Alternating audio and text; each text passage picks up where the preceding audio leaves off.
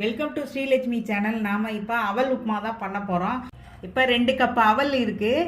இதை வந்து நம்ம 2 டம்ளர் தண்ணி ஊற்றி நல்லா ஊற வச்சிடணும். 10 நிமிஷம் ஊறிடுச்சு. தேவையான பொருட்கள் தாளிக்கிறதுக்கு எடுத்து வச்சுருக்கேன் பாருங்கள். இப்போ 2 ஸ்பூன் எண்ணெய் ஊற்றிக்கிறோம். ஸ்பூன் கடுகு போட்டுக்கிறோம். கருவேப்பிலை, பச்சை மிளகாய் எல்லாம் போட்டு நம்ம இப்போ தாளிக்கிறோம். இப்போ வேர்க்கடலையை போடுறோம். 10 நிமிஷம் நான் ஊற வச்சு அதை தோலை எடுத்துட்டு நான் இந்த அவலுக்கு சேர்த்துருக்கேன். இப்போ அவலை சேர்த்துக்கிறோம். இப்போ நல்லா இப்படி கலந்து விட்டுக்கிறோம். இந்த அவல் கொஞ்சம் நேரம் வேகணும். உப்பு தேவைக்கேற்ற அளவு நீங்கள் போட்டுக்கணும்.